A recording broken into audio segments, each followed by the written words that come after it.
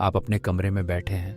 आपके सामने एक चमकदार टाइम मशीन है जो विज्ञान और कल्पना की सीमाओं को तोड़ती हुई आपको बुला रही है। आप उसमें बैठते हैं, सांसें तेज हो जाती हैं और आप सोचते हैं, कहाँ जाऊं?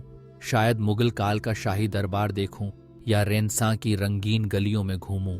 आप बटन दबाते हैं, मशीन गूंजती है और अचानक सब कुछ बदल जाता है।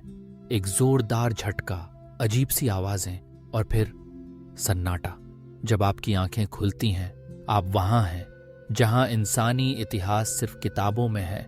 20 लाख साल पहले प्लाइस्टोसीन एपॉक के अंधेरे और खतरनाक जंगलों में। टाइम मशीन जल चुकी है, धुएं और राख में बदल गई है। आप अकेले हैं। आपके पास न मोबाइल है, न इंटरनेट, न खाना, न पानी, न कपड़े और न ही मदद की कोई उम्मीद। जैसे ही आप उस सर्द अनजान हवा को महसूस करते हैं, आपको एहसास होता है ये कोई रोमांचक एडवेंचर नहीं, बल्कि जिंदा रहने की जंग है। दूर दूर तक कोई इंसानी बस्ती नहीं, कोई भाषा नहीं, कोई सभ्यता नहीं, सिर्फ जंगल, पहाड़ और खामोशी। सूरज आसमान में है, लेकिन उसकी गर्मी किसी काम की नहीं। हर तरफ डर है, अनिश्चितता है। आपकी सांसें तेज चल रही हैं, दिल की धड़कनें कानों में गूंज रही हैं। अब क्या? यही सवाल आपके मन में गूंजता है। आप उठते हैं, चारों ओर देखते हैं। पेड़ों की शाखाओं पर अजीब अजीब फल लगे हैं, जमीन पर कीड़े, घास और जंगली पौधे। आपको समझ नहीं आता कि इनमें से क्या खा सकते हैं। क्या जहर है? कुछ दूर पर पानी की एक धारा बह रही है, लेकिन वह साफ है या नहीं, कहना मुश्किल है।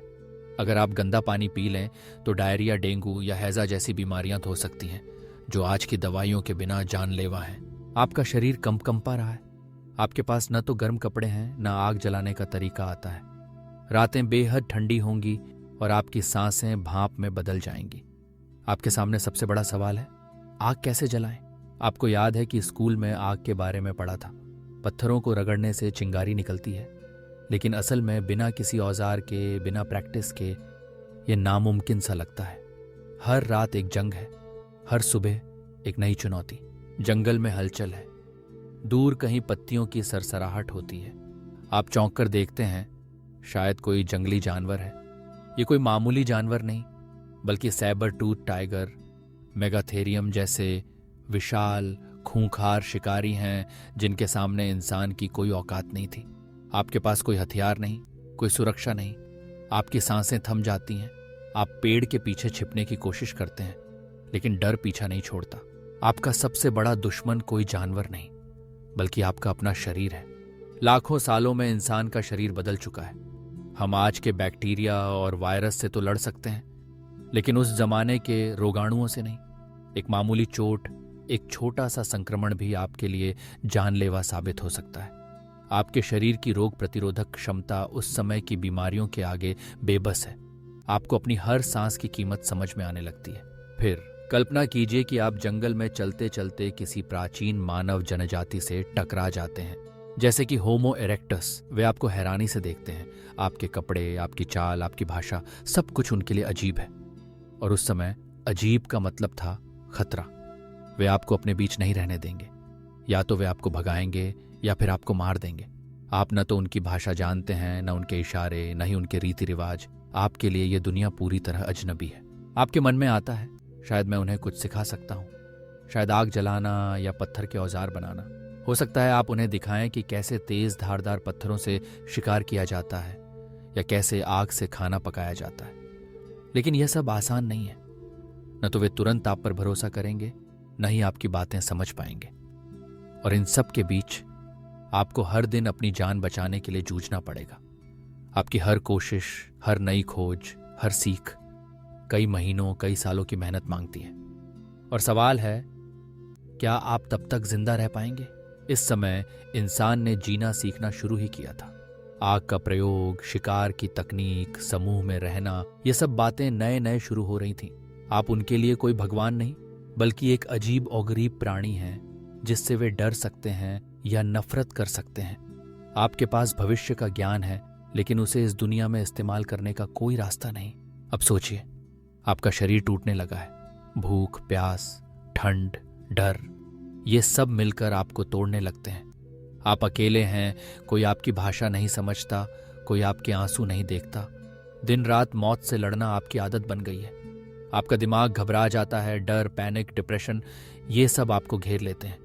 आप भविष्य से आए हैं, लेकिन अब आप इतिहास का हिस्सा बन चुके हैं। आपके पास जो ज्ञान है वह बेकार है।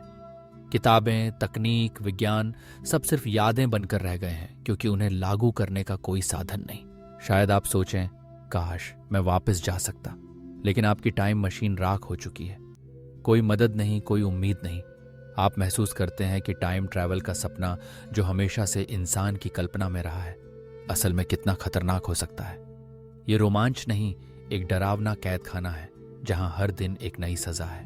अब जब भी कोई कहे काश टाइम ट्रैवल कर सकते, तो यह कहानी याद रखना। टाइम ट्रैवल अगर सचमुच मुमकिन हो तो वह सबसे बड़ा वरदान नहीं, शायद सबसे बड़ा श्राप भी हो सकता है। इतिहास की किताबें पढ़ना और इतिहास में जीना, इन दोनों में जमीन आसमान का फर्क है। कभी कभी वर्तमान ही सबसे सुरक्षित, सबसे प्यारी जगह होती है। तो अगली बार जब आप अपने कमरे में बैठे हों, टेक्नोलॉजी से घिरे हों, दोस्त परिवार आपके साथ हों, तो उस पल को जिएं, उसका सम्मान करें, क्योंकि यही वो समय है जहां आप जिंदा हैं, सुरक्षित हैं और अपनी जिंदगी पर आपका पूरा हक है।